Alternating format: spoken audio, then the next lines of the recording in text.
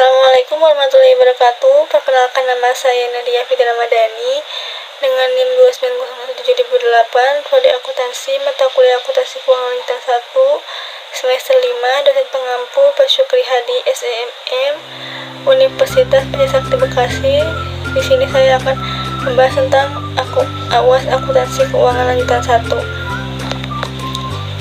Pertama yaitu pengertian kombinasi bisnis, yaitu penyatuan atau dua lebih perusahaan yang terpisah menjadi satu entitas ekonomi karena satu perusahaan menyatu dengan perusahaan lain atau memperoleh kendali atas aset dan operasi perusahaan lain. Ini contoh-contoh perusahaannya ya.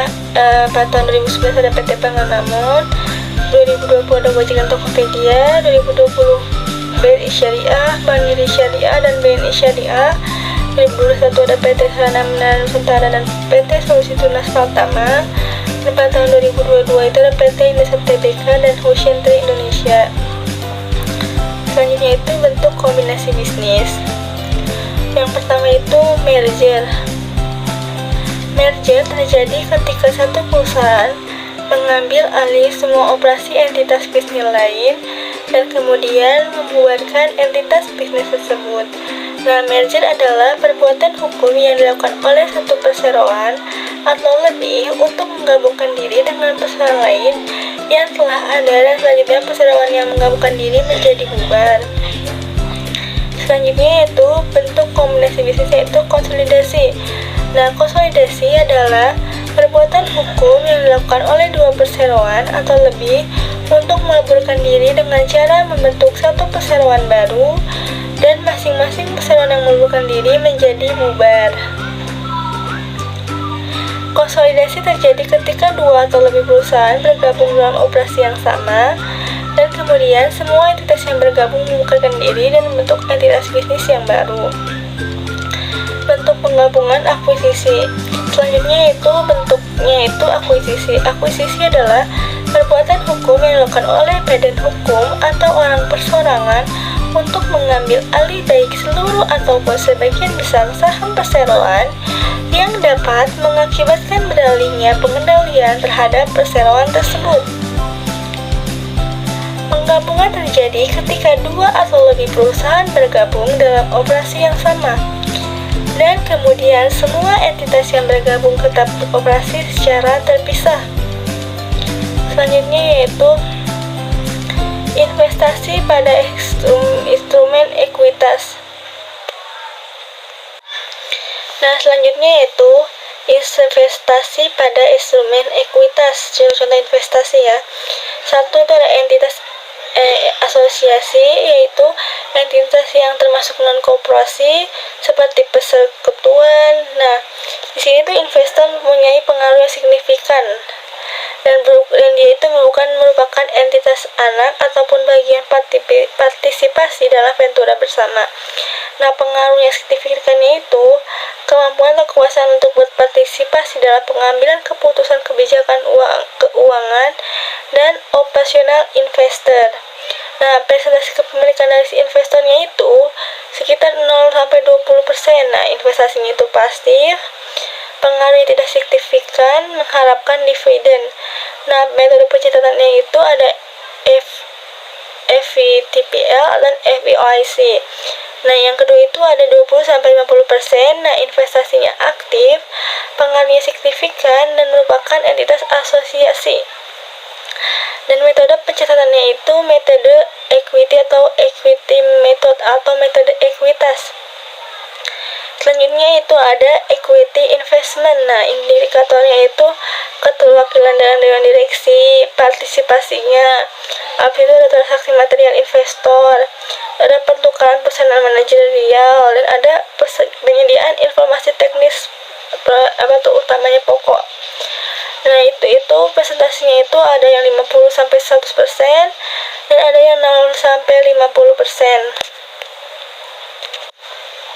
Nah, 50-100% itu investasinya aktif, investor yang punya kendali, terus dapat berupa fully atau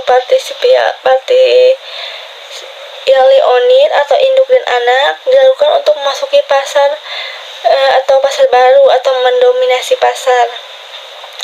Nah, metode pencatatannya itu bisa menggunakan laporan konsolidasi, menggunakan metode biaya dan metode ekuitas. Untuk yang kedua itu investasinya aktif, investor bersama-sama mengendalikan joint venture, dan metode pencatatannya itu metode ekuitas. Selanjutnya itu investasi pada instrumen ekuitas. Nah, kategorinya itu kepemilikannya lebih dari 20% ya. Satu ada trading. Metode pencatatannya itu FVTPL. Terus non trading juga FIVTL. Perlakuannya itu membuat jurnal. Lossnya tidak dicatat sebagai laba dan rugi. Menggunakan akun FVA. Penerimaan cash dividen dicatat sebagai pendapatan dividen. Nah, yang ketiga itu non trading dan memilih opsi FOICE. Nah, pencatatannya itu no recycling. Perlakuannya itu membuat jurnal penyesuaian. Loss yang dicatat di OCI, terus menggunakan akun equity investment. Saat penjualan dibuat penyesuaian harga jual pada unrealized gain atau loss pada OCI, kemudian baru buat jurnal penjualan sesuai harga jual. Nah, yang selanjutnya itu kepemilikannya 20-40%. Nah, pengaruhnya sangat signifikan ya. Nah, metode pencatatannya itu equity method. Dicatat sebesar cost perlakuannya, tidak ada jurnal penyesuaian. Pembagian dividen akan mengurangi akun equity investment, dan penemuan net income akan menambah atau mengurangi akun equity investment sebesar porsi kepemilikan. Nah, kalau kepemilikan lebih dari 50%, dia memiliki kendali dari investasi itu. Nah, metode pencatatannya itu ada konsolidasi. Bisa menggunakan itu cost method atau equity method. Nah, kalau kepemilikannya 0-50%, metode pencatatannya itu equity method, dan perlakuannya itu juga equity method. Selanjutnya itu prosedur konsolidasi. Dalam penyusunan laporan keuangan konsolidasian, entitas menggabungkan laporan keuangan entitas induk dan entitas anak satu persatu dengan menjumlahkan pos-pos sejenis dari aset, liabilitas, ekuitas, penghasilan, dan beban.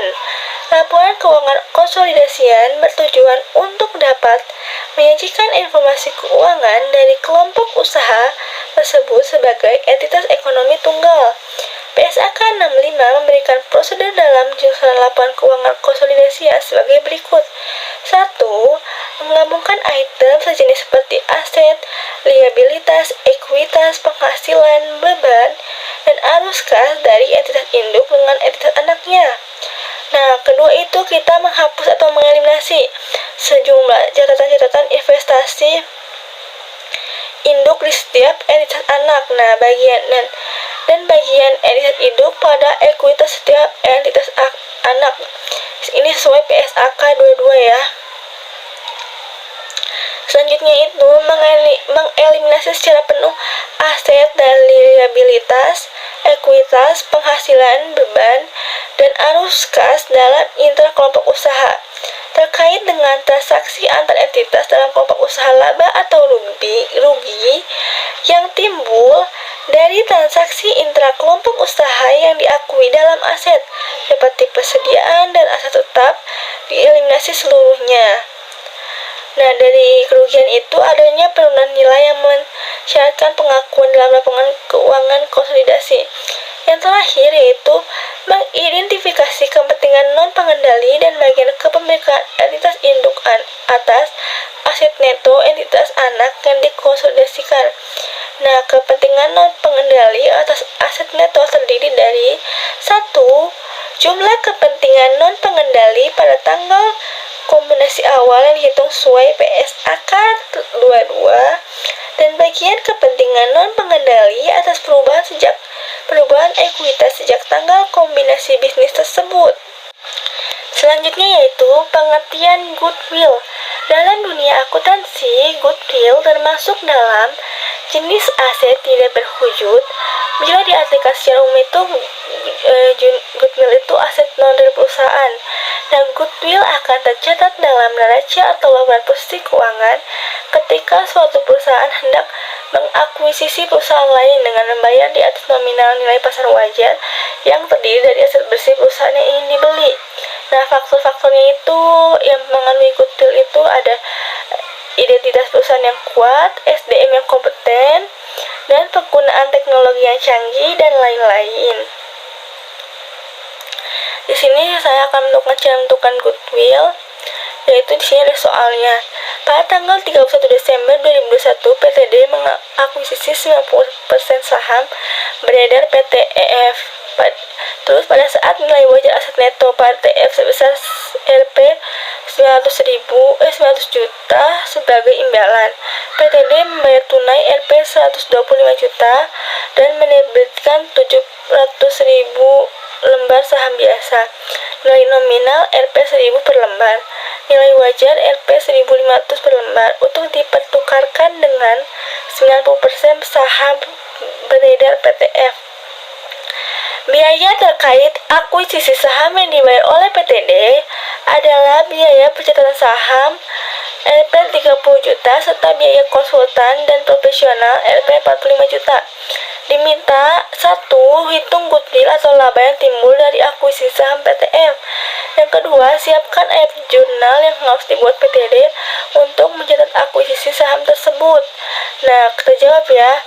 Pada tanggal 31 Desember 2012, PTD mengakuisisi saham sebesar 90% beredar di PTF. Nah, pada kasus ini ada kepentingan non pengendali, yaitu pemegang saham minoritas, yaitu 10%. Jadi 100 dikurangi 90%, yaitu 10%. Nah, goodwill timbul dari akuisisi saham yaitu 90%. Nah, nilai wajar imbalan yang diserahkan itu Rp 1 miliar 175 juta.